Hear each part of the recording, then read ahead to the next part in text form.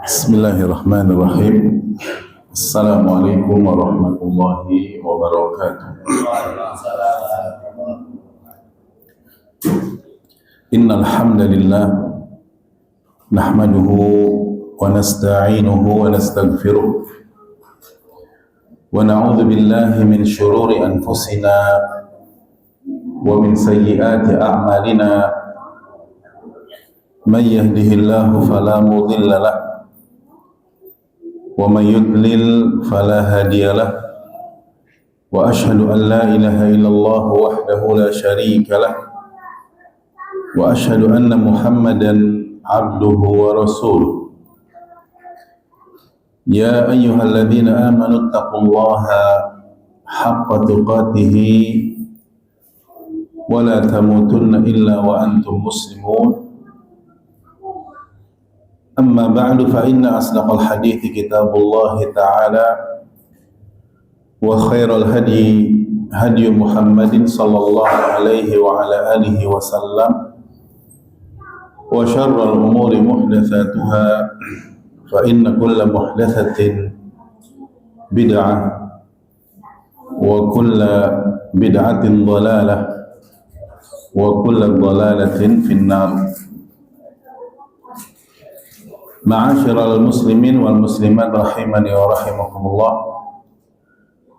Alhamdulillahi rabbil alamin. Pagi ini kita lanjutkan kembali pembahasan kitab Ushulul Iman fi Dhaw'il Kitab wa Sunnah, penjelasan tentang prinsip-prinsip iman atau rukun-rukun iman berdasarkan Al-Quran dan Sunnah. Dan kita masih di bab yang kedua, yaitu baqiyatu arkanil iman, ya, penjelasan rukun-rukun iman yang setelahnya, maksudnya setelah pembahasan secara khusus di bab pertama tentang al-imanu billah. Jadi kita sudah bahas beberapa fasal, yaitu al-iman bil malaikah, kemudian al-iman bil kutubil munazzalah, iman terhadap kitab-kitab yang Allah turunkan. Dan kemudian yang pasal ketiga yang kita belum selesai dari pembahasan al-imanu bir rusul, yaitu beriman kepada para rasul. Yang di sini ada 11 mabhath, 11 bahasan, dan kita baru bahas 6. Yang pertama adalah hukmul iman bir rusuli wa adillatuhu, yang sudah kita bahas, yaitu hukum beriman kepada para rasul dan penjelasan dalil-dalilnya. Kemudian ta'rifun nabiyyi wal rasuli wal farqu bainahuma, yaitu perbedaan antara nabi dan rasul dan makna-makna masing-masingnya. Kemudian yang ketiga, kaifiyatul iman bir rusul, bagaimana atau tata cara beriman kepada para rasul. Yang keempat, ma yajibu alaina nahwar rasul, apa saja kewajiban kita terhadap para rasul. Yang kelima, ulul azmi minar rusuli, yaitu siapa saja mereka ulul azmi minar rusul. Yang keenam, khasaisun nabiyina Muhammadin sallallahu alaihi wasallam wa huququhu ala ummatihi, yaitu kehususan atau karakteristik Nabi kita Muhammad sallallahu alaihi wasallam dan apa saja hak-hak beliau atas umatnya. Dan pada pagi ini kita lanjutkan ke al-mabhatus sabi', yaitu pembahasan yang ke-6, khatmur risalati wa bayanu annahu la nabiyya ba'dahu, tentang khatmur risalah, bahwa kerasulan atau kenabian itu sudah selesai, ya, dan bahwasannya tidak ada lagi nabi ataupun rasul setelah beliau sallallahu alaihi wasallam. Jadi di akhir pembahasan sebelum ini, ya, kita sudah bahas karakteristik dan juga sekilas tentang penjelasan bahwa bermimpi kepada bermimpi ya, dalam tidur melihat Rasulullah Sallallahu Alaihi Wasallam itu adalah benar, dengan syarat ya memang yang dilihat itu karakter dan sifat-sifat fisik maupun sifat akhlaknya sesuai dengan syama'ilun Nabi Sallallahu Alaihi Wasallam. Ya, ini pembahasan terakhir yang kita bahas. Nah sekarang yaitu khatmur risalah wa bayanu annahu la nabiyya ba'dahu, ya, bahwa ditutupnya risalah kerasulan, kenabian, dan penjelasan bahwasannya tidak ada lagi nabi setelah beliau Sallallahu Alaihi Wasallam. Sudah lewat pembahasan bahwa dan juga penyebutan dalil-dalilnya bahwasannya salah satu karakteristik dan kekhususan Nabi kita Muhammad Sallallahu Alaihi Wasallam itu beliau adalah Nabi yang paling terakhir, Nabi dan Rasul yang paling terakhir sebagai penyempurna dan penutup segala kenabian atau kerasulan, dan syariat Allah dengannya, dengan beliau berarti telah sempurna. Nah, kemudian di sini yang kita bahas adalah famin thimari hadhil aqidah. Di kitab disebutkan bahwa buah manis ya atau hasil yang baik kalau kita beriman bahwasannya Nabi kita Muhammad Sallallahu Alaihi Wasallam adalah seorang Nabi dan Rasul yang paling terakhir. Ini buah manisnya apa? Ini ada beberapa ya, ada beberapa buah ya ataupun hasil yang sangat baik jika seorang mukmin, seorang muslim meyakini akidah ini. Yang pertama, istiqrarut tasyri'i wa kamalud din ladal ummah. Ya, berarti kita selaku umatnya meyakini bahwa syariat Islam ini telah sempurna. Ya, wa atharu dzalikal kabir fi hayatil ummah. Dan ini pengaruhnya sangat besar dalam kehidupan umat Islam. Yang artinya mereka yakin bahwa agama yang mereka peluk, syariat yang mereka jalankan itu sudah sempurna. Tidak butuh penambahan sebagaimana tidak butuh pengurangan. Berdasarkan firman Allah Subhanahu wa taala di surat Al-Maidah ayat yang ketiga, al-yawma akmaltu lakum dinakum wa atmamtu alaikum ni'mati wa raditu lakumul Islam dinan. Al-yawma, hari ini aku sempurnakan untuk kalian agama kalian. Akmaltu lakum dinakum wa atmamtu alaikum ni'mati, dan aku pun kata Allah sempurnakan atas kalian nikmatku, wa raditu lakumul Islam dinan, dan aku ridai untuk kalian Islam sebagai agama. Dan turunnya ayat tadi ya dalam surat Al-Maidah ayat ketiga itu adalah ketika Nabi Sallallahu Alaihi Wasallam melakukan hajjatul wada', ya haji wada', yakni sebelum wafatnya beliau beberapa bulan ya setelah Allah Subhanahu wa taala sempurnakan syariat ini. Oleh karena itu orang-orang Yahudi betul-betul merasa ghibthah, yang merasa hasad terhadap kaum muslimin dengan turunnya ayat ini. Dan ini seperti yang disebutkan di dalam Sahih Bukhari dan Muslim. Ada seorang Yahudi yang dinyatakan atau di riwayat yang lain disebut beliau adalah Ka'bul Ahbar. Artinya beliau seorang ahli agama Yahudi yang akhirnya masuk Islam, namun kategorinya menjadi tabi'in yang mukhadram. Itu awalnya bertanya dulu kepada Umar bin Khattab saat itu. Anna rajulan minal Yahudi ja'a ila Umar.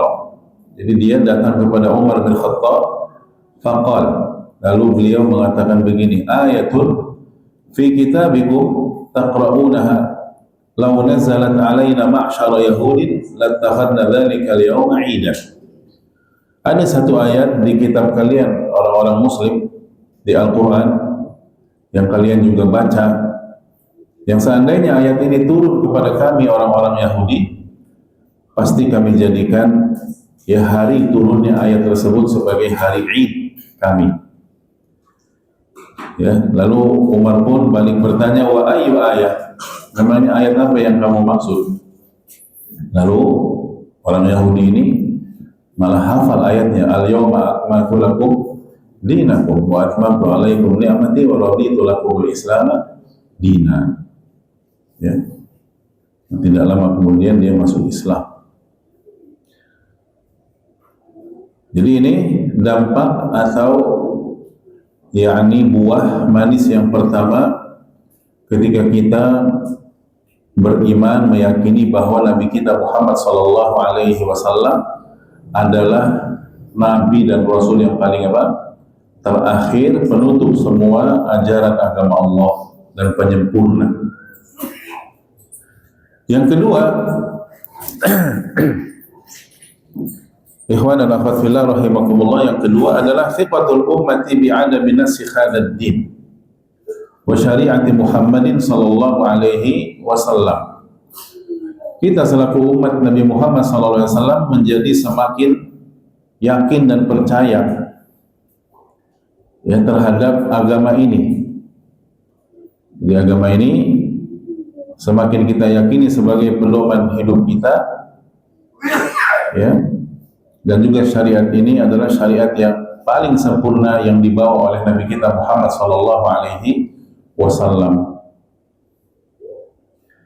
Dan disebutkan ya di kitab Lawami'ul Anwaril Bahiyah, wa ma'na khatmin nubuwati binubuwatihi alaihi salatu wassalam, dan maksud ya bahwa kenabian itu sudah berakhir ya dengan diutusnya Nabi kita Muhammad sallallahu alaihi wasallam, ya Nabi akhir zaman.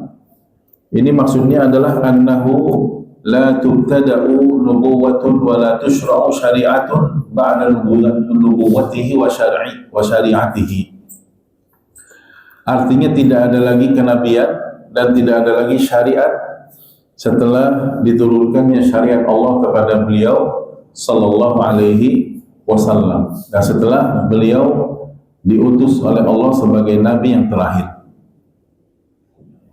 Wa amma nuzulu Isa alaihi salam wa kaunuhu muttasifan bi nubuwwatihi sabiqah, adapun akidah atau keyakinan bahwa nanti di akhir zaman Nabi Isa alaihi salatu wassalam akan turun, karena satu-satunya nabi yang masih hidup sebelum Nabi kita Muhammad SAW sampai sekarang adalah Nabi siapa? Isa, ya, nabinya Bani Israel, terkhusus Nasara, ya, yang mereka sendiri orang-orang Nasara keliru terhadap keyakinan Nabi mereka, Nabi Isa alaihi salatu wassalam nanti akan turun di akhir zaman muttasifan binubuwwatihi sabiqah, yang dia tetap statusnya sebagai seorang nabi, maka ini fala yunafi dzalik. Ini tidak bertentangan dengan akidah ini. Akidah keyakinan bahwa tetap nabi yang terakhir adalah Nabi kita Muhammad sallallahu alaihi wasallam. Kenapa tidak bertentangan? Ala anna Isa alaihi salam idza nazala innama yata'abbadu bi syari'ati nabiyyina Muhammadin sallallahu alaihi wasallam. Karena nanti Nabi Isa ketika turunnya di Baitul Maqdis, di Filistin, di Palestina, dalam kondisi yang segar beliau, bahkan disebutkan secara spesifik oleh Nabi kita Muhammad sallallahu alaihi wasallam, ya, rambut beliau masih basah, ya, masih meneteskan banyak air. Itu Allah turunkan di Baitul Maqdis, ya, di Palestina. Kemudian akhirnya beliau pun Allah hidupkan beberapa tahun, itu beliau menjalankan syariat Nabi kita Muhammad sallallahu alaihi wasallam. Maka disebutkan dalam banyak riwayat beliau sholat berjamaah di belakang Imam Mahdi, ya, duna syariatihi al-mutaqaddimah, dan beliau sama sekali tidak mempraktekkan syariat beliau yang dulu. Kenapa? Li'annaha mansukhatun fala yata'abbadu illa bihadhihi syari'ati usulan wa furu'an. Karena syariat yang sebelum syariat Nabi kita Muhammad SAW itu hukumnya mansukh. Mansukh itu apa berarti? Dihapuskan. Sudah tidak berlaku lagi, dan yang berlaku hanyalah syariat Nabi kita Muhammad sallallahu alaihi wasallam. Yang sudah lewat ya hadisnya ketika Umar bin Khattab buka-buka ngebet-ngebet Taurat, dimarahi oleh Rasulullah sallallahu alaihi wasallam.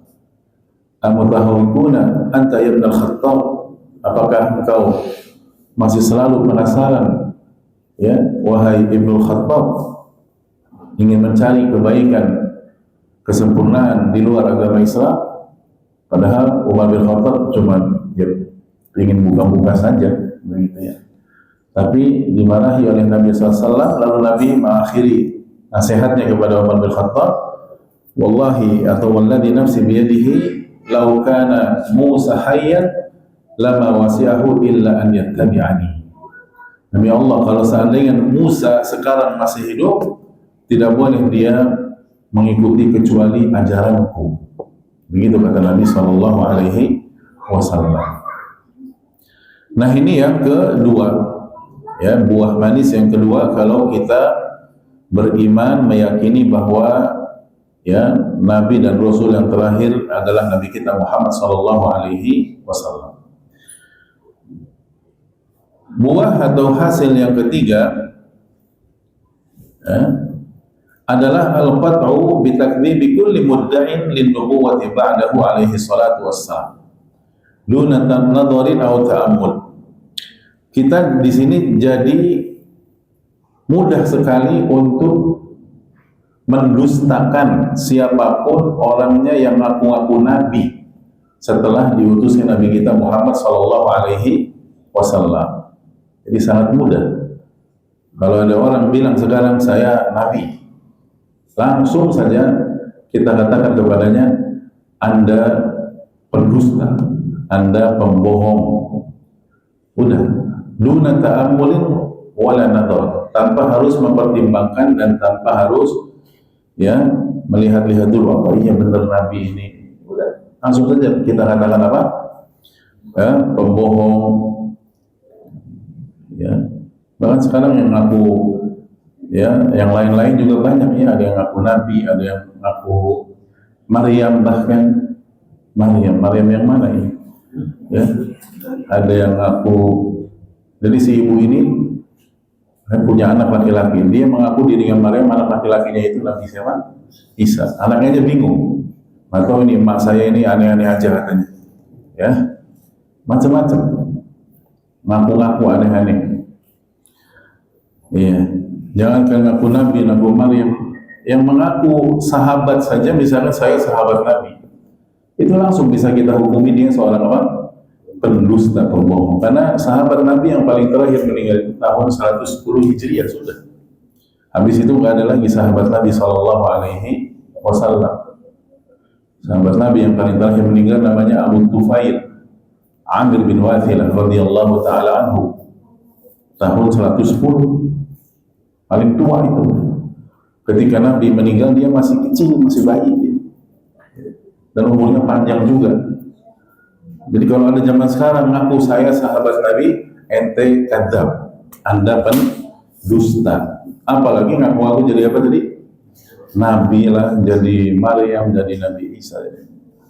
Makanya Syekh Abdul Muhsin Al-Abbad, salah satu ulama besar di Masjid Nabawi di Madinah, ketika ditanya, Syekh, sekarang ada orang ngaku jadi Nabi, penerusnya Nabi Muhammad katanya. Ada lagi yang ngaku jadi Maryam. Ada lagi yang ngaku anaknya si ibu tadi sebagai apanya? Nabi Isa. Apa jawaban Syekh? Simpel dia, hanya menjawab dengan dua kata saja. Mubtada khobar ya, subjek dan predikat. Apa jawabannya? Al-junun funun. Kegilaan itu beraneka ragam. Udah selesai. Jadi orang edan itu, orang gila itu macam-macam gila. Nggak perlu dibahas sudah.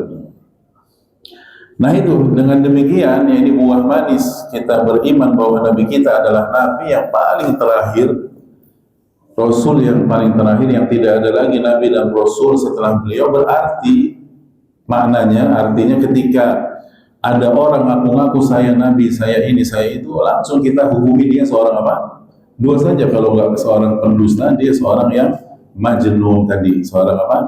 Majnun. Tahu majnun? Iya. Wahada min abrazi thimaril iman, dan ini salah satu buah manis dari kita beriman, ya, terhadap, ya, khatm, yaitu terakhirnya dan sempurnanya risalah Nabi kita Muhammad sallallahu alaihi wasallam, allati tahsulu biha al-ismah lil ummah, yang dengan demikian umat Islam terpelihara dari kebohongan-kebohongan dan kedustaan-kedustaan, min ittiba'i man idda'a nubuwah, dari orang-orang yang nekat mengaku-ngaku sebagai seorang apa? Nabi, minad dajjalin wal kadzdzabin, ya, dari para dajjal junior dan para pendusta-pendusta ini. Dajjal asli nanti akan keluar, tapi di akhir zaman sekarang mulai banyak dajjal junior, ya, dajjal yakni pendusta tapi masih belum sesakti mandraguna dajjal yang asli. Dajjal yang asli kan, na'udzubillah.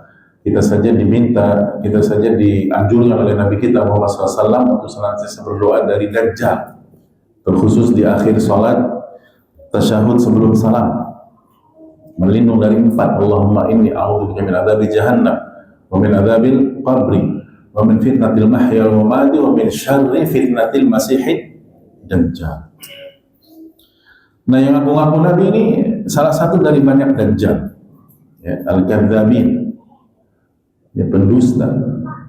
Walaupun dajjal kecil, ya, dajjal yang besar nanti satu orang ini di akhir zaman yang dia memang luar biasa, Allah berikan kemampuan yang luar biasa. Dia bilang hujan seketika, dia bilang berhenti, orang mati hidup, ya, subhanallah. Makanya fitnahnya besar. Wa min syarri fitnatil masihid dajjal. Iya. Dan Nabi juga sudah mengisyaratkan sejak beliau masih hidup, ya, di zaman beliau, bi ikhbarihi an khuruji kadzdzabina 30, bahwa nanti akan muncul dari umat ini 30 orang pendusta besar, fi hadhil ummah, dari umat ini, kulluhum yadda'i nubuwah, semuanya 30 orang ini semuanya mengaku nabi. Ya, kemudian di akhir hadis beliau katakan wala nabiyya ba'di, padahal tidak ada lagi nabi setelahku, kata Nabi Muhammad sallallahu alaihi wasallam. Dan beliau bersabda begini, wa innahu sayakunu fi ummati 30 kadzdzabun, dan nanti akan muncul di umatku ini 30 pendusta. Kulluhum yaz'umu annahu nabiyyun, semuanya mengklaim, mengaku dirinya nabi. Wa ana khatamun nabiyyin, padahal sayalah penutup para nabi. Wala nabiyya ba'di, tidak ada lagi nabi setelah saya. Begitu kata Rasulullah sallallahu alaihi wasallam. Yang keempat, dan ini yang terakhir, ya, buah yang terakhir yang dibawakan di dalam kitab adalah bahwa zuhuru fadlil umara wal ulama min hadhil ummah. Kita jadi tahu keutamaan dan kelebihan para ulama dan umara. Dengan sebab ini kita jadi mengerti kebaikan mereka, para ulama dan umara, para pemimpin yang betul, ya, yang lurus. Dari mana ini kesimpulan kita ambil? Karena ketika Nabi sallallahu alaihi wasallam sudah wafat, beliau meninggal sallallahu alaihi wasallam, itu ilmu beliau yang mewarisinya siapa? Para ulama. Al-ulama warasatul anbiya. Beda sama Bani Israel. Kalau Bani Israel zaman dulu, ya, sejak zaman Nabi Musa itu, ya, itu yang mengatur dan mengurus urusan mereka, padahal selalu para nabi. tapi nggak pada benar mereka, Bani Israel. Padahal yang mengurus mereka langsung adalah para nabi. Sebagaimana sabda Nabi SAW dalam Sahih Bukhari dan Muslim dari Abu Hurairah radhiyallahu taala anhu, kanat Bani Israel tasusuhumul anbiya. Jadi Bani Israel itu selalu dikontrol, diawasi oleh para nabi, kata Nabi Muhammad SAW. Yang artinya kullama halaka nabiyyun khalafahu nabi. Ketika nabi mereka meninggal, diteruskan oleh nabi juga, bukan oleh para ulama mereka, tapi oleh nabi. Ya. Wa innahu la nabiyya ba'di, dan sesungguhnya tidak ada lagi nabi setelahku. Nah, ini maksudnya berarti nanti kalau saya, kata Nabi SAW, wafat, berarti yang meneruskan, mengurus kalian itu adalah para penerusku juga, yaitu para ulama.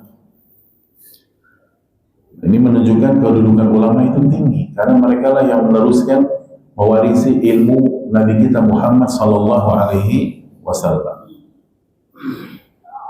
Lalu Nabi bersabda lagi, wasatakunu khulafa'a fatakthur, dan nanti sepeninggalku juga akan banyak khulafa, yaitu para khalifah, para pemimpin. Ya, fatakthur, yang jumlah mereka banyak. Para sahabat bertanya, qalu fama ta'muruna ya Rasulullah, apa yang kau perintahkan nanti, ya, kalau kami mendapati mereka ya Rasulullah, para pemimpin ini. Lalu kata Nabi SAW, fu bi bai'atil awwali fal awwal, ya, tepatilah, ikutilah kalian dengan membaiat, ya, sami'na wa ata'na, awal fal awwal, ya, satu persatu, berurutan. Wa atuhum haqqahum, dan berikanlah kepada mereka hak mereka, yaitu untuk ditaati selama perintah mereka adalah benar sesuai dengan syariat. Fa innallaha sa'iluhum amma stara'ahum, karena Allah juga kelak akan bertanya kepada mereka, minta pertanggungjawaban kepada mereka terhadap apa yang mereka pimpin. Jadi maksudnya adalah fakana maqamul khulafa, jadi kedudukan para pemimpin, para ulama dalam umat Islam ini tinggi, karena mereka lah yang mewarisi Nabi kita Muhammad sallallahu alaihi wasallam. Ya, ibarat kalau di Bani Israel seperti para nabi yang senantiasa selalu mengontrol kondisi Bani Israel. Ya.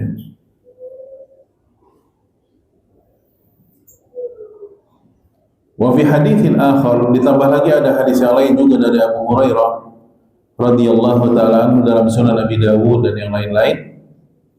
Nabi sallallahu alaihi wasallam bersabda, innallaha yab'atsu li hadhihi al-ummati ala ra'si kulli mi'ati sanatin man yujaddidu laha dinaha. Sesungguhnya Allah Subhanahu wa taala akan mengutus, ya, akan mengadakan untuk umat ini setiap 100 tahun yang memperbaharui, artinya mengembalikan kondisi Islam ke Islam yang murni di zaman Nabi Shallallahu Alaihi Wasallam. Tiap berapa tahun? 100 tahun, artinya tiap 1 abad ada seorang alim ulama yang mengembalikan itu. Ya, ibarat, ya, kalau mesin itu sudah lama, kemudian diapakan lagi? Di-tune up. Ya, bahkan kalau perlu diturun mesin dulu, beresin semuanya.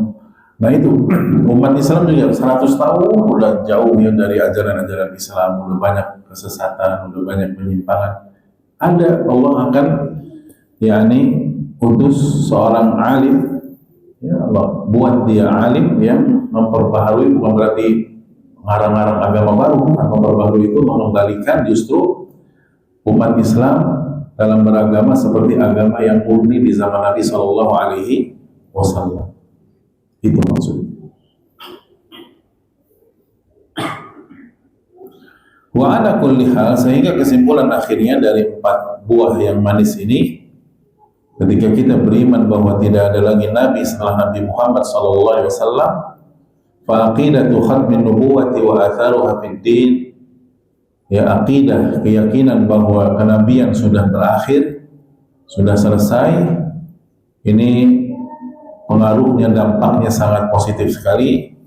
Min abrozi khasa'isi hadhil ummah, ini merupakan salah satu kekhususan umat Islam, allati iktasabatha quwwatul iman, yang akan mengakibatkan, akan menumbuhkan kekuatan iman, bidiniha wa sidqil yaqin, dan semakin yakin, bihi wa rusukhil qadam, dan semakin kokoh juga fi tsabati alaih, kita dalam beragama Islam.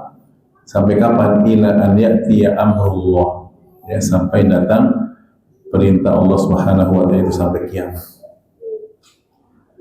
Nah, itulah pembahasan yang ketujuh, ya, tentang khatmu an-nubuwwah, ya, yaitu atau khatmul risalah wa bayanu annahu la nabiyya ba'dahu, ya, ditutupnya kenabian dan kerasulan dengan berakhirnya risalah, ya, pada Nabi kita Muhammad sallallahu alaihi wasallam, dan bahwasannya kita wajib beriman dan yakin tidak ada lagi nabi ataupun rasul setelah beliau sallallahu alaihi wasallam. Kita ambil satu pembahasan berikutnya, al-mabhatus tsamin, pembahasan yang ke-8, yaitu al-isra'u bir rasuli sallallahu alaihi wasallam wa haqiqatuhu wa adillatuhu, tentang Isra dan Mi'rajnya Rasulullah sallallahu alaihi wasallam, hakikatnya dan dalil-dalilnya. Karena ini satu pembahasan yang sangat erat dengan akidah juga, keyakinan. Karena juga banyak, ya, ngakunya muslim tapi tidak yakin bahwa Nabi kita itu Allah naikkan kemana? Ke langit. Aneh, ente muslim, Rasul kita naik ke langit satu malam? Nggak tahu, saya pikir-pikir dulu. Saya kan ilmuwan, ya, ilmuwan bego, ya. Karena ini nggak ada kaitannya dengan masalah ilmu fisika ataupun yang lain-lain. Bahkan ini masuknya metafisika, di luar nalar kemampuan keilmuan manusia di dunia ini. Ini wajib dibahas, dan selalu ada pembahasannya di kitab-kitab akidah para ulama salaf tentang Isra dan apa? Mi'raj. Ta'riful Isra'i lughatan wa syar'an, definisi Isra secara etimologi, bahasa, dan secara syariat. Isra itu dalam bahasa Arab diambil dari kata as-sari atau as-sara, yaitu sayrul lail, perjalanan di malam hari, atau ammatuhu, atau perjalanan di keseluruhan malam hari. Jadi di sebagian waktu malam ataupun seluruh malam itu. Makanya kan ajaibnya Isra Mi'raj itu, coba, ya, dari bumi ke langit menuju Sidratul Muntaha, ya, yang disitulah disyariatkannya sholat di langit. Itu hanya dalam satu apa? Malam, bolak-balik, ya, bumi langit, langit bumi, ya. Bayangkan kita dari Luragung ke Jakarta aja, kemudian balik lagi ke Luragung, ya bisa sih kalau naik apa, pesawat atau kemana lah. Itu baru dunia saja, belum antar planet, belum antar galaksi, belum sampai langit. Mana ada orang bisa sampai kemana? Ke langit, ya. Dan langitnya itu ada berapa lapis? Atau tahu ada berapa? Langit itu ada 7, ya. 7 lapis. Belum ada satu orang pun yang sampai ke langit 1, ya. Sampai mentok itu kapalnya, top, ya. Terus langit mau masuk nih, nggak ada. Beda sama Nabi kita Muhammad sallallahu alaihi wasallam. Makanya dibahas, ya. Wal Isra'u idza utliqa fi syara'. Nah, adapun arti Isra kalau didefinisikan menurut syariat Islam, maka yuradu bihi, yang dimaksud adalah al-Isra' bi Rasulillah sallallahu alaihi wasallam minal Masjidil Haram bi Makkah ila Baitil Masjid bi Iliya, ila Baitil Maqdis bi Iliya wa ruju'uhu min lailatiha, yaitu perjalanan Rasulullah sallallahu alaihi wasallam dari Makkah, dari Al-Masjidil Haram, ya, ke Baitul Maqdis, Palestina, ya, yaitu tepatnya di Ilya, dan balik lagi di malam yang sama. Tapi tidak hanya sampai Baitul Maqdis, lanjut kemana? Ke langit, ya. Di Baitul Maqdis itu hanya singgahan sementara saja, ya. Baru nanti naik kemana? Ke langit. Makanya ya, nakalnya orang-orang Israel itu, Yahud, mereka sampai ingin menguasai daerah itu karena mereka yakin disitulah portal menuju langit. Portal mereka bilangnya, ya. Jadi ada semacam pintu, ya. Mereka yakin nabi-nabi itu kan berkumpul di situ, ya. Makanya nanti dalam hadis akan kita sebutkan, ya, Nabi ke Baitul Maqdis dulu itu untuk sholat tahiyatul masjid di Masjidil Aqsa.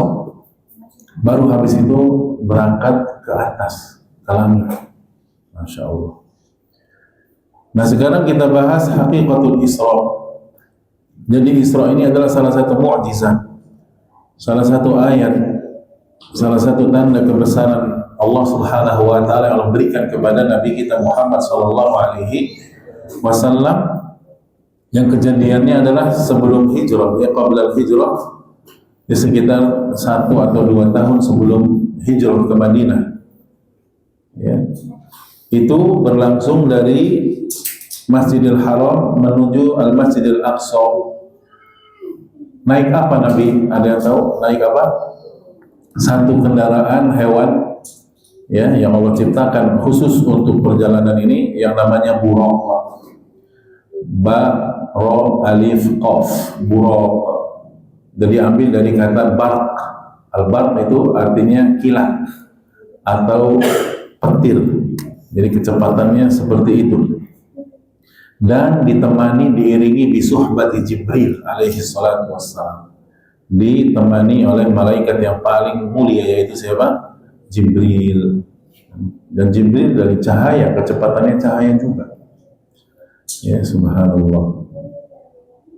Antum tahu berapa lama cahaya matahari bisa sampai ke bumi? 8 detik, ya. Kecepatan cahaya itu 300.000 km per detik. Nah, itu baru nyampe ke bumi itu berapa detik. Nah, ini baru bumi matahari. Bagaimana dengan bumi dan apa? Langit, ya. Berarti kan kecepatannya luar biasa ini. Makanya para ahli fisika pun ya angkat tangan, ini bukan pembahasan kita, bukan pembahasan kami. Kita hanya, ya, beriman. Sami'na wa ata'na, sudah selesai. Hatta wasala Baitul Maqdis. Jadi itu di malam hari, ya, ba'da Isya, Nabi dibawa oleh buraq dan diiringi oleh Jibril dari Mekah ke Baitul Maqdis, Masjidil Aqsa. Kemudian sampai di sana Nabi farobatul buraq. Ini hadisnya dalam Sahih Bukhari Muslim. Nabi mengikat, menambatkan buraqnya itu di satu tambatan, ya, satu tempat menyancang atau mengikat hewan. Tapi hewan ini bukan sembarang hewan. Ini buraq yang disebutkan dalam hadis itu akbar minal himar wa asghar minal baghl. Lebih besar dari keledai, ya, tapi lebih kecil dari bighal. Ya, seukuran kuda kurang lebih. Tapi kudanya kuda besar. Thumma dakhala al-masjid wa shalla fihi bil anbiya'i imaman. Dalam hadis disebutkan bahwa beliau kemudian masuk ke Al-Masjidil Aqsa di Baitul Maqdis itu dan sholat. Ya, ini banyak riwayat, ada yang mengatakan beliau sholat tahiyatul masjid saja, ada yang mengatakan juga sholat berjamaah bersama para nabi yang lain. Ya, jadi dibentuk semacam, ya, yakni ruh dan jasad para nabi. Ini banyak lafadznya disebutkan dalam hadis. Setelah selesai keluar dari Al-Masjidil Aqsa tadi, tsumma ja'ahu Jibril bi inahin min khamrin wa inahin min laban. Kemudian dihampiri oleh Jibril, dan Jibril membawa 2 wadah yang sudah berisi, yang satu berisi khamr, yang satu berisi laban. Apa laban itu? Susu. Pilih yang mana? pilih khamar. Khamar itu apa? Ya khamar ya, minuman apa? Yang memabukkan ya. Yang satu laban, laban itu susu. Fakhtarul labana 'alal khamr. Lalu Nabi pun memilih susu. Lalu Jibril berkomentar habis itu, faqala lahu Jibril, hudita lil fitrah. Engkau telah diberikan hidayah untuk fitrah, lurus ya. Wa qad dalla 'ala al-isra' al-kitab was sunnah. Itu hadisnya. Adapun kalau ayatnya lebih jelas lagi dalam surat Al-Isra ayat 1, ayat pertama. Ada Quran, dalam Al-Quran satu surat namanya surat apa? Al-Isra. Bunyinya subhanalladzi asra bi 'abdihi lailan minal masjidil haram ilal masjidil aqsa. Maha suci Allah yang telah memperjalankan hambanya, bi 'abdihi itu hambanya Nabi kita Muhammad sallallahu alaihi wasallam. Kapan? Lailan, berarti di malam hari. Dari mana ke mana? Minal masjidil harami ilal masjidil aqsa alladzi barakna haulahu, yang kami berkahi sekitar Masjid Aqsa itu. Makanya rebutan ya, betul-betul Yahudi itu ingin sekali menguasainya. Linuriyahu min ayatina, agar kami perlihatkan sebagian tanda-tanda kebesaran kami kepada Allah. Innahu huwas sami'ul basir, sesungguhnya Allah Maha mendengar lagi Maha melihat. Adapun dalam hadis tadi sebagian lafaznya sudah kita bacakan. Kalau lafaz lengkapnya hadis ini panjang ya, sekitar 1 halaman lebih dalam Sahih Bukhari dan Muslim. Terkhusus dalam Sahih Muslim dibawakan redaksi yang sangat lengkap.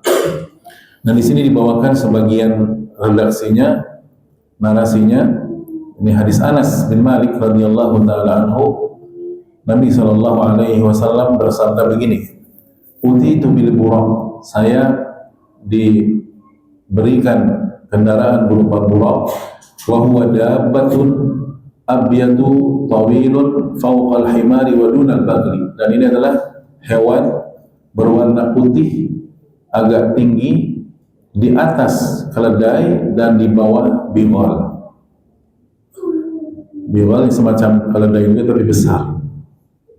Yada'u hafiruhu inda muntaha tarfihi. Satu langkahnya itu adalah sepanjang pandangannya. Itu satu apanya? Langkah. Jadi dia melihat kemana, di situ baru satu langkah. Melihat kemana lagi. Jadi ya subhanallah, kita hanya bisa membayangkan, dan semuanya di luar ekspektasi kita. Qal farakibtu, lalu Nabi SAW menjelaskan lagi, maka saya pun menaikinya. Hatta ataitu Baitul Maqdis, sampai saya mendatangi Baitul Maqdis, yaitu maksudnya Al-Masjidil Aqsa. Qala farabattuhu bil halqati allati yarbitu biha al-anbiya, maka saya ikatkan burung tersebut di satu tambatannya, satu tiang halqah ring begitu ya, yang disitulah juga kendaraan para nabi sebelumku yang ditambatkan. Jadi memang itu tempat suci ya, tempat sakral itu Masjidil Aqsa itu, yang berkumpulnya di situ para nabi dan rasul semuanya. Subhanallah. Qal thumma dakhaltul masjid, kemudian saya masuk masjid, kata Nabi SAW, maksudnya Masjidil Aqsa. Fa shallaitu fihi raka'atain. Dalam riwayat ini disebut beliau salat 2 rakaat saja. Thumma kharajtu, kemudian saya keluar dari masjid. Faja'ani Jibril alaihi salam, lalu Jibril mendatangi saya bi'ina'in, dengan membawa wadah 2 buah ya, min khamrin wa ina'in min laban, yang satu terisi khamr, yang satu terisi susu. Fakhtartul laban, yang saya pilih adalah susu. Faqala Jibril alaihi salam ikhtartal fitrah, lalu Jibril pun mengatakan kau telah memilih fitrah. Kemudian disebutkan hadis ya dengan panjangnya sampai masalah yakni persyariatan sholat yang tadinya dari berapa rakaat itu bukan rakaat, berapa waktu sehari semalam, 50 waktu. Bayangkan 50 kali ya sehari semalam. Coba kalau itu deal jadi, artinya kurang dari setiap setengah jam kita sholat. Sanggup kita? Nggak bakalan sanggup. Orang 5 waktu saja yang nggak sholat banyak, ya. Kaum muslimin ini di Indonesia saja ya, ngakunya KTP-nya Islam, tapi diperhitungkan di statistik itu yang sholat cuma 30-40% saja, itu udah kebanyakan. 70% nggak pada sholat, padahal KTP-nya tulisannya apa? Islam. Dan padahal sholat, sehari sholat cuma berapa kali? 5 saja. Coba kalau jadi 50 kali. La ilaha illallah. Dan satu-satunya syariat yang diberikan di langit cuma syariat apa? Sholat. Semuanya di bumi, ya, saum, ya, kemudian zakat, haji. Tapi sholat ini menunjukkan luar biasanya ibadah sholat. Makanya ulama sampai khilaf, ya, orang yang nggak sholat itu apakah masih muslim ataukah kufur, keluar dari Islam. Nah kemudian, ya, hadis sepanjang itu juga ternyata bukan hanya beberapa sahabat yang meriwayatkan, tapi banyak sahabat. Maka dikategorikan ini hadis-hadis mutawatir, karena yang meriwayatkan tentang Isra dan Mi'raj itu lebih dari 30 sahabat. Lebih dari 30 sahabat. Nahwa 30 rajulan tsumma tanaqalah, itu kalau sahabatnya saja ada 30 orang lebih, kemudian di bawahnya lagi sahabat kan punya murid-murid pada tabi'in, betul? Kalau yang punya muridnya 2 saja sudah berapa itu di tabaqah, di lapisan tabi'in? Sudah 60. Itu kalau satu sahabat muridnya cuma berapa? 2. Kenyataannya lebih. Ya. Jadi banyak sekali. Berarti orang yang mengingkari Isra Mi'raj itu orang bodoh. Sama seperti orang yang mengingkari bahwa api itu panas, seperti itu. Karena mutawatir itu artinya sesuatu yang tidak perlu ditanya kebenarannya. Itu namanya hadis apa? Mutawatir. Ma la yuhsi adaduhum illallah. Ya. Para periwayat hadis-hadis tentang Isra Mi'raj itu jumlahnya sangat banyak. Tidak ada yang bisa menghitungnya kecuali hanya siapa? Allah Subhanahu wa taala, min ruwati sunnati wa immatid din, dari para perawi periwayat sunnah dan para imam agama Islam ini. Wa qad ittafaqat kalimatu ulama'il muslimin salafan wa khalafan, dan semua ulama kaum muslimin sepakat ya dari dulu sampai sekarang, ya, wa aqada ijma'uhum, dan mereka konsensus sepakat ala sihhatil Isra, bahwa peristiwa kejadian Isra ini benar terjadi bersama Rasulullah sallallahu alaihi wasallam, wa annahu haq, dan ini adalah hak. Bahkan ini bagian dari akidah. Siapa yang ragu terhadap ini berarti imannya dipertanyakan, Islamnya dipertanyakan. Coba antum siapa tahu tidak siapa yang pertama kali meyakini Isra Mi'raj dari kalangan sahabat? Siapa coba? Sampai-sampai dijuluki itu akhirnya Abu Bakar Kenapa disebut As-Siddiq? Dari kata shadaqah, selalu membenarkan Rasulullah sallallahu alaihi wasallam. Ya, ketika pertama kali disampaikan kepada beliau, pada Abu Bakar As-Siddiq, itu temanmu itu mengaku dia jalan ke langit 1 malam, balik lagi subuh. Apa kata Abu Bakar? Ya, seandainya dia cerita lebih dari itu, saya percaya. Begitu kata Abu Bakar As-Siddiq. Ya. Jadi ini bagian dari akidah dan dinukilkan ijma' oleh banyak para ulama, diantaranya adalah Al-Imam Al-Qadhi Iyad di kitabnya Asy-Syafa', kemudian Al-Imam As-Safari dalam kitabnya Lawami wal-Anwar, dan banyak lagi. Dan Isra Mi'raj ini adalah dengan ruh dan jasad asli, ya, bukan seperti penakwilan sebagian ulama. Ada yang mentakwil itu cuma mimpi saja, ya, artinya jasadnya sih di bumi, cuma mimpinya sampai langit. Bukan, ini asli dibawa oleh Buraq, ditemani oleh siapa tadi? Jibril alaihi salatu wassalam, yaqdatan la manaman, dalam kondisi sadar, bukan mimpi. Dan inilah yang ditunjukkan oleh nusus, yaitu nas-nas dan dalil-dalil yang sahih. Selain ayat tadi, banyak sekali hadis-hadis Nabi sallallahu alaihi wasallam. Al-Imam Ibnu Abil Izz Al-Hanafi, ya, salah satu ulama salaf yang mensyarah kitab Syarah Aqidah Tahawiyah. Beliau mengatakan di antara aqidah yang wajib kita imani adalah wa kana min hadits al-Isra, yaitu tentang peristiwa Isra, annahu usriya bi jasadihi, bahwasanya beliau Nabi Muhammad SAW dibawa oleh Buraq bersama Jibril itu dengan jasadnya fil yaqdhati ala sahih, dalam kondisi sadar, ya, dan ini adalah pendapat yang sahih, minal masjidil harami ilal masjidil aqsa. Kemudian juga Al-Qadhiyat dan seterusnya kurang lebih yakni mana yang sama. Bahkan Al-Qadhiyat membawakan nama-nama yakni para sahabat yang meriwayatkan hadis tentang Isra Mi'raj banyak. Wa huwa qawlu Ibnu Abbas, Jabir, Anas bin Malik, Hudzaifah bin Yaman, Umar bin Khattab, Abu Hurairah, Malik bin Sa'sa'ah, Abu Habbah al-Badri, Abdullah bin Mas'ud, Ad-Dhahhak, dan mulai menyebutkan tabi'in, Ad-Dhahhak, Sa'id bin Jubair, Qatadah, Ibnu Musayyib, Ibnu Syihab, Ibnu Zaid, Al-Hasan al-Basri. Banyak ya nama. Artinya masa ya segini banyaknya sahabat dan para tabi'in, ya, yang ilmu mereka luar biasa luas tentang Islam, terus kita yang ya ilmunya tidak secuil-cuil juga tidak mau mengamini, ya. Siapa Anda dibandingkan mereka para sahabat radhiyallahu anhum?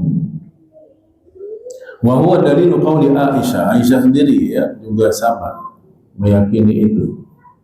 Bahkan Aisyah sempat nanya-nanya, bahkan Aisyah itu kan orangnya kritis, penasaran. Istri Nabi yang paling kritis ini Aisyah radhiyallahu anha. Penasarannya bertanya begini, hal ra'aita rabbak? Ya Rasulullah, apakah di langit sana kau melihat Rabbmu? Melihat Allah? Sampai begitu. Kemudian apa kata Nabi? Nabi lihat enggak? Enggak. Kata Nabi, nurun anna arah. Ya, hanya cahaya saja. Bagaimana mungkin saya melihatnya?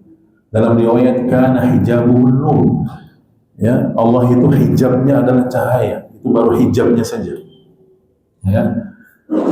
Lalu dalam riwayat Muslim, lau kasyafahu la ahraqat subuhat wajhihi man taha ilaihi basaru. Ya, seandainya itu hijabnya Allah buka, pastilah yang di dalamnya akan membakar semua alam semesta ini tanpa batas. Ya. Jadi alam semesta ini belum sanggup diperlihatkan zat Allah Subhanahu wa Ta'ala saat ini. Kita bisa baru melihat Allah ketika kita di akhirat nanti, itu pun kalau masuk surga. Orang Nabi Musa saja minta ya diperlihatkan Allah di Bukit Tur Sina. Apa yang terjadi? Hancur gunungnya, dan Nabi Musanya kenapa? Pingsan. Kalau nggak dia, padahal dia Nabi kuat itu, Nabi yang kuat, Nabi Musa itu. Makanya kaumnya juga bandel banget ya. Kaumnya siapa? Yahudi itu ya. Wala quwwata illa billah. Nah sekarang ke Mi'rajnya sekalian ya. Tadi itu Isra. Isra itu masih di bumi, dari Mekah ke Palestina, dari Masjidil Haram ke Masjidil Aqsa. Nah sekarang Mi'raj. Al-hadithu 'anil Mi'raj, membicarakan Mi'raj ya ini identik dengan pembicaraan sebelumnya, yaitu apa? Isra. Fin nususi wa. Jadi ada dua kata memang, al-Isra wal Mi'raj. Ini dua kata yang berbeda artinya.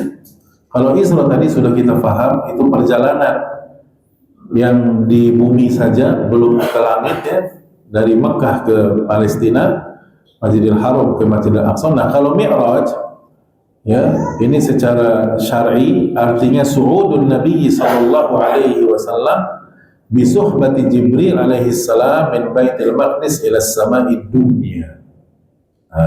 Sama ditemani Jibril juga, tapi ini su'ud. Su'ud itu naik dari Baitul Maqdis ya, tetap ditemani Jibril dengan Buraq ya, ke sama'id dunya, ke langit dunia dulu. Langit dunia yang kita lihat ini baru lapis keberapa ini yang kita lihat nih. baru yang pertama. Summa baqis samawat, kemudian baru langit-langit berikutnya. Ila samai sabi'ah, sampai langit yang ke-7. Wa ru'yatil anbiya'i fis samawat, dan setiap langit itu ada nabi-nabi yang beliau jumpai sallallahu alaihi wasallam. Fis samawati ala manazilihim wa taslimuhu, ya bahkan Nabi juga mengucapkan salam alaihim atas mereka, wa tarhibuhum bihi. Maka setiap langit itu Jibril saja ngetok dulu, ya, assalamualaikum, nggak dibukakan dulu pintu langit itu, langsung man, siapa? Jibril, ya. Waman ma'ak, dan siapa yang bersamamu? Muhammad, ya. Hal bu'itha, apakah dia termasuk yang diutus oleh Allah? Iya, kata Jibril. Baru dibukakan, baru buka, ya, begitu. Padahal yang datang makhluk terbaik di alam semesta ini Nabi Muhammad SAW, dan malaikat terbaik yaitu Jibril alaihi salatu wassalam.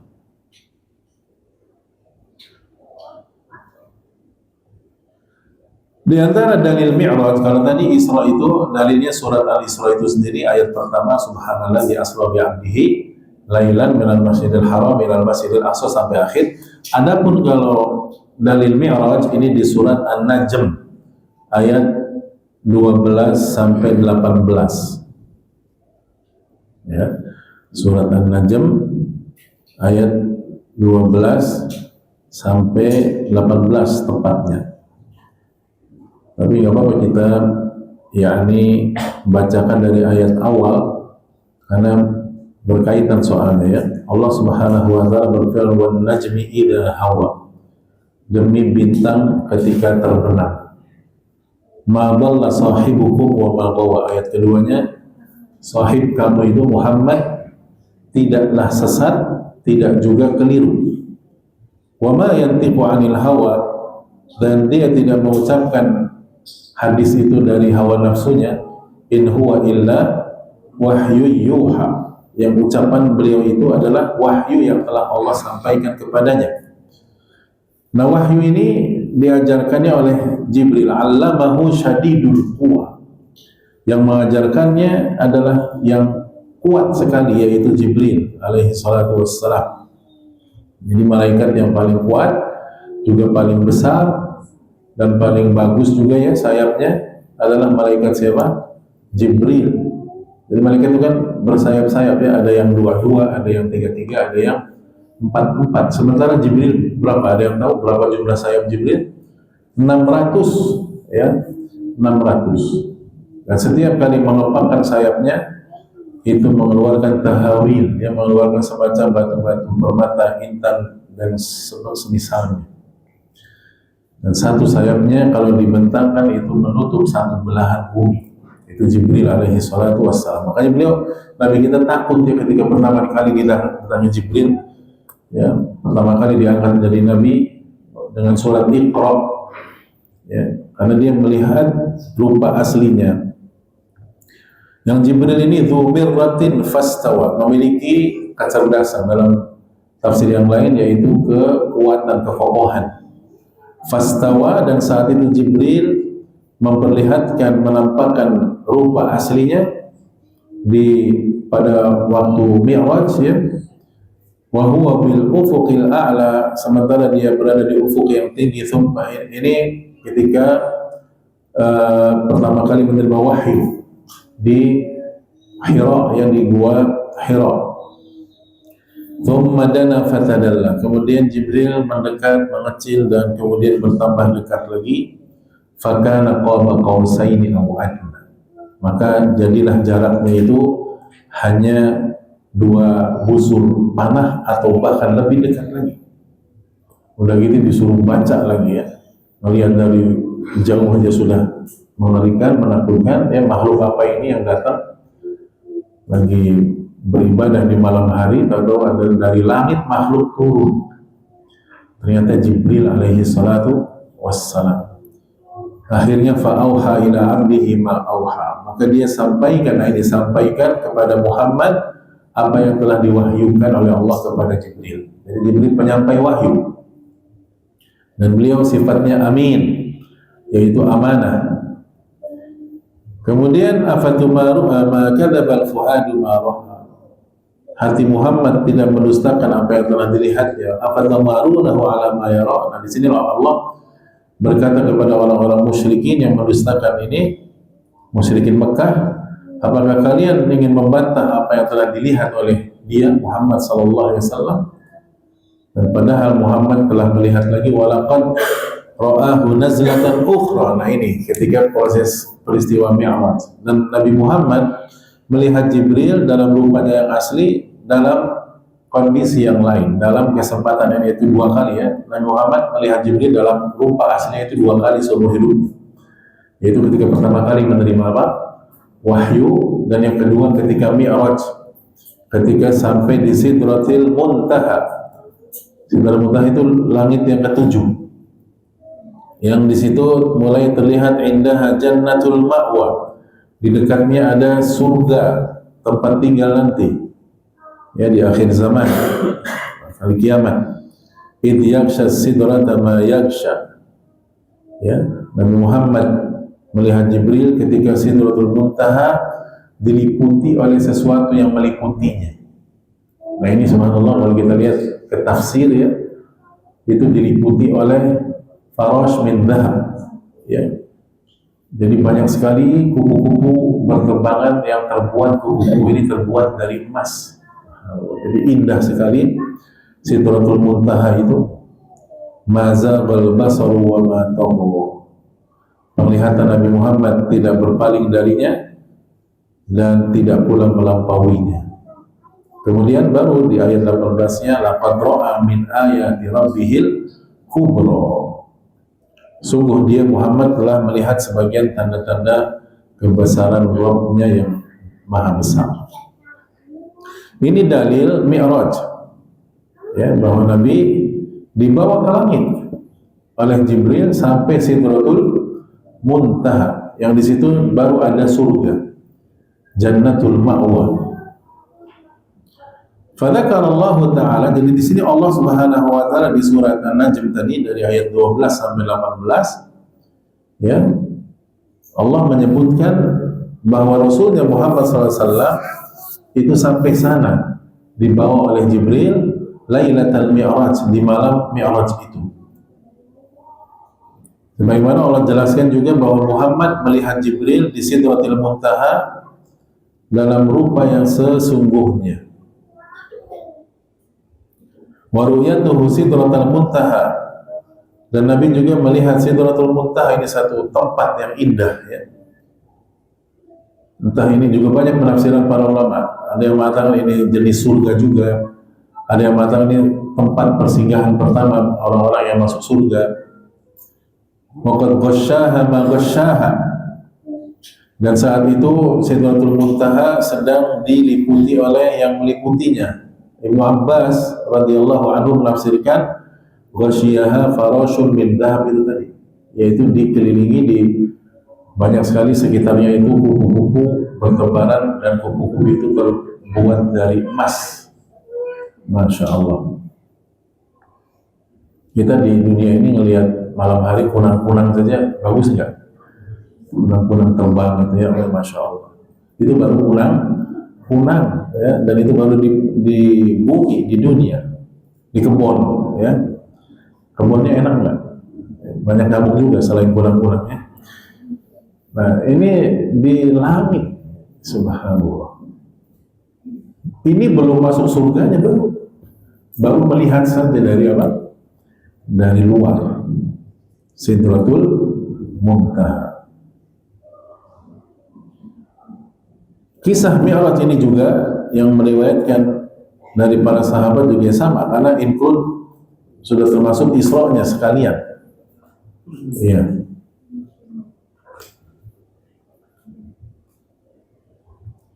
Kita bawakan sedikit redaksinya, hadis Anas bin Malik dalam Sahih Muslim.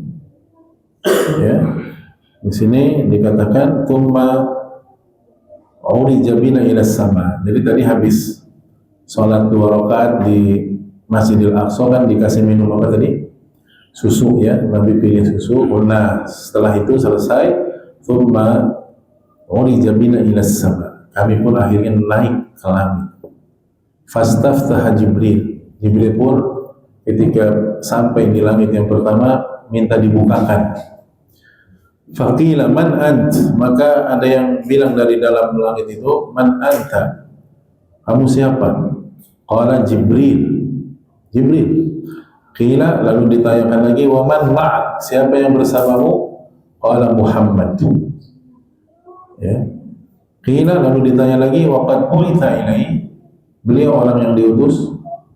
Qala wa qad bu'itha ilaihi, iya, beliau adalah orang yang diutus jadi seorang nabi. Fafutiha lana, kata Nabi, maka akhirnya pun kami dibukakan itu pintu langit. Fa idza ana bi Adam, maka saya pun ketemu Adam. Siapa Adam? Ya, bapak moyang kita semua. Jadi bapaknya manusia. Kita bukan dari monyet, bukan. Dari Adam, ya. Ada yang ridho di antara antum dari moyangnya monyet, engkau. Adam, manusia pertama yang mulia yang Allah ciptakan dari tanah dengan tangannya sendiri, dengan tangan Allah Subhanahu wa taala. Farahaba bi wa da'ali bi khair. Nabi Adam pun menyambut saya, kata Nabi, dan mendoakan kebaikan buat saya. Thumma dzakara urujahu ila sama ila samawati wa mulaqatihi al-anbiya, sampai ini diringkas ya dalam kitab. Jadi setiap langit itu ada nabi-nabinya itu. Sampai ila sidratil muntaha. Nah, ini ringkasannya saja ya, sampai langit yang ketujuh yang di situ ada sidratul muntaha. Wa idza waraquha ka'adanil fiyalah. Yang juga dikelilingi oleh pohon-pohon yang besar yang dedaunannya itu seperti telinga-telinga gajah. Ini daunnya. Wa idza thimaruha kalqilan, dan buah-buahannya seperti kendi yang besar-besar. Pohon apa ini ya? Ada di Sidratul Muntaha. Ini penuturan Nabi dan melihatnya Nabi SAW asli. Dan ini hadis sahih dalam Sahih Bukhari dan Muslim. Ya.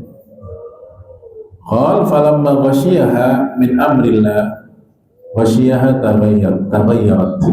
Kemudian diliputi tadi oleh kupu-kupu yang terbuat dari emas tadi, maka berubah lagi pemandangannya.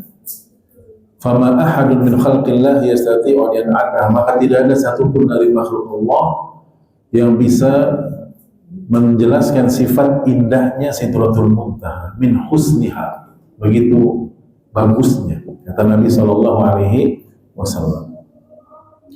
Fa auha Allahu ilayya ma auha. Nah, disitulah mulai Nabi diberikan wahyu oleh Allah berupa apa? Fafuridhu alayya khamsina salatan. Saya, kata Nabi, dikasih kewajiban fardu salat 50 kali sehari semalam. Fi kulli lailatin, fi kulli yaumin wa lailah, 50 kali.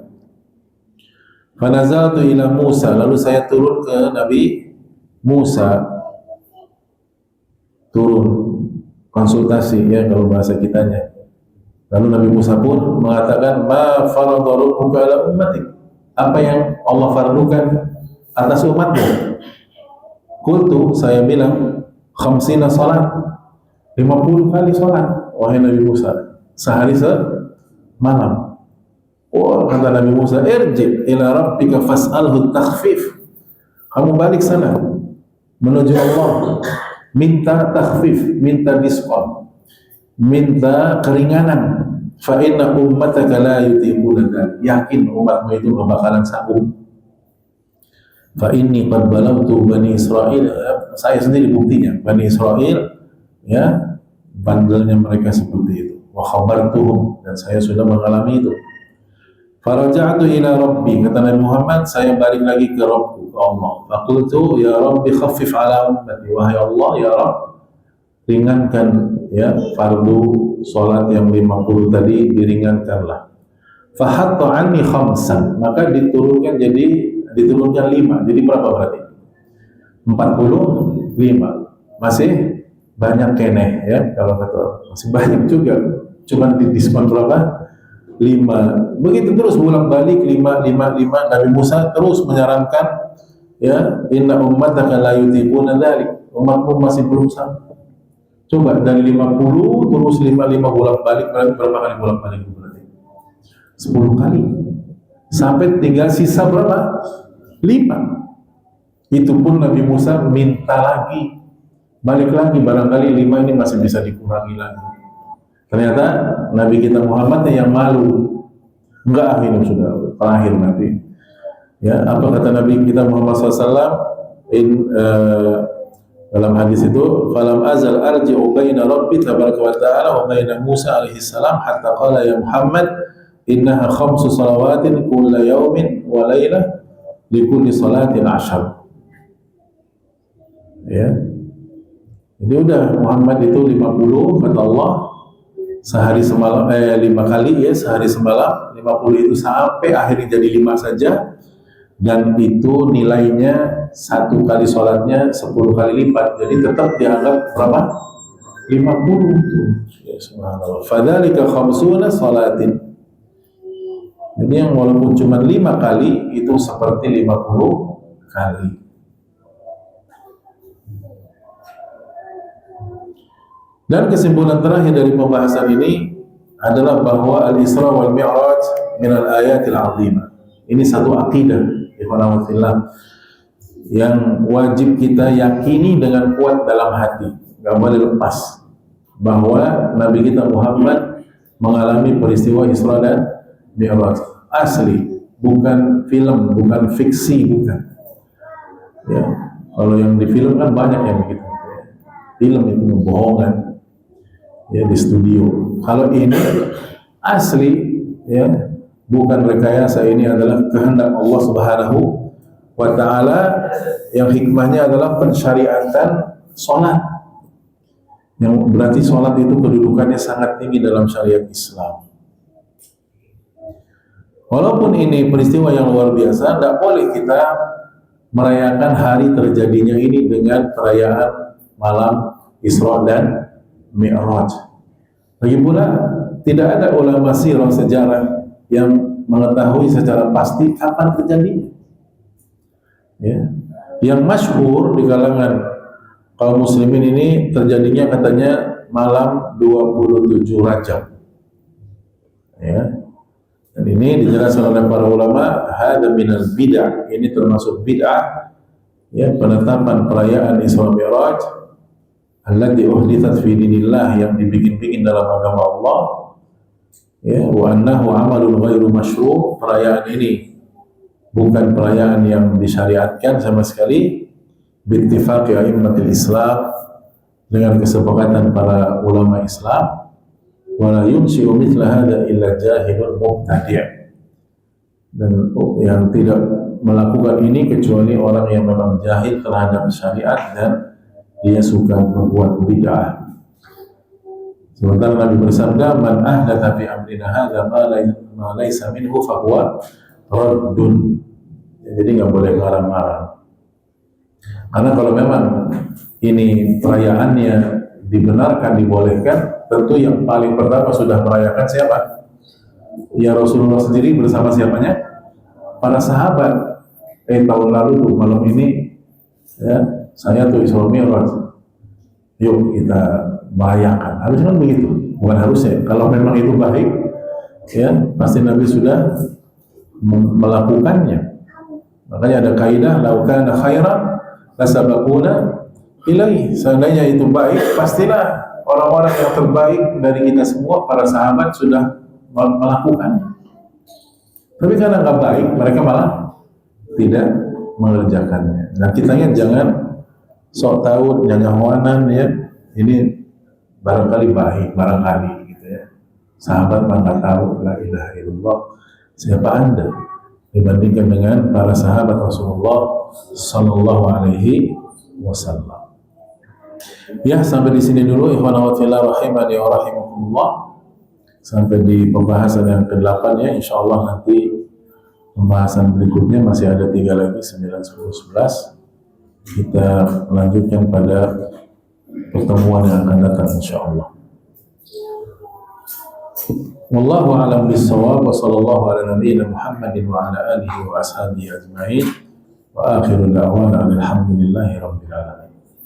Dan barangkali ada yang mau disampaikan atau ditanyakan tentang materi yang tadi belum jelas barangkali atau yang lainnya, maka dipersilakan.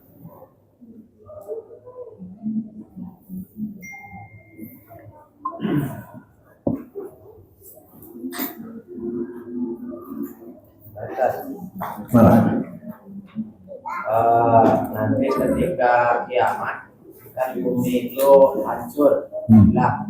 Apakah langit-langit yang enam juga ikut hancur dan segala sesuatu bahasa dari surga dan neraka? Iya, tentang kehancuran alam semesta, ya, kita wajib yakin memang semuanya dibinasakan, dihancurkan kecuali yang Allah kecualikan.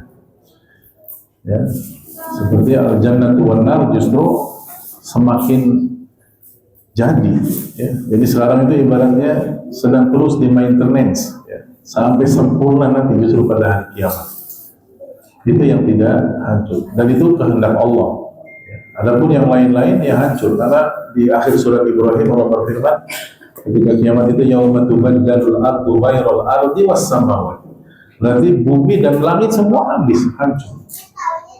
Baru wa barazulillahil wahidil qahar. Allah muncul kepada makhluk, yaitu di mahsyar itu. Yang itu adalah al-ardu ghairul ardi was samawati. Bumi bukan bumi saat ini, dan langit juga bukan langit saat ini. Begitu. Beda lagi. Nah itu dalilnya. Ya, barakallahu. Baik, barangkali ada lagi yang lain. Alhamdulillah. Maka silakan Pak Ucin.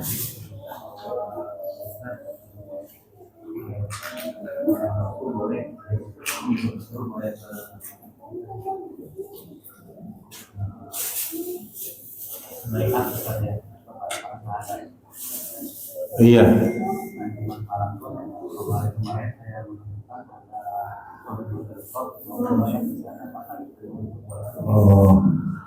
Membayar para pemimpin tarekat ya. Tidak boleh ya, bayat itu ya pada ulil amri atau khalifah yang disepakati oleh kaum muslimin. Dan sekarang untuk berbaiat kepada orang seperti itu tidak ada masalahnya. Berarti kita taat waliul amrinya kepada pemimpin yang berlaku ya, di wilayah masing-masing. Dan tidak perlu membaiat seperti itu, tapi cukup dalam keyakinan kita sami'na wa ata'na. Ya, contoh misalkan kalau di negeri kita Indonesia, berarti pemimpin kita yang sah adalah pemerintah kita, waliul amri. Selama perintah dan hukumnya tidak bertentangan dengan syariat, kita wajib taat. Kalau tidak ya tidak. Adapun membaiat ya kepala thariqah, maka ini tidak dibenarkan karena mereka bukan waliul amri, bukan waliul amri. Mereka mah kepala dikir saja, ya, kepala majelis dikir, kepala pengajian, dan kita tidak wajib ya membayar atau taat secara mutlak kepada itu. Jelas ya? Jadi itu termasuk amalan bid'ah, tidak boleh. Misalkan antum yang ngaji di sini mau bayar ke anak, nggak boleh, nggak ada, nggak bisa. Jelas ya? Seperti itu. Baik, ada lagi yang lain? Ikhwan wa fillah rahimakumullah.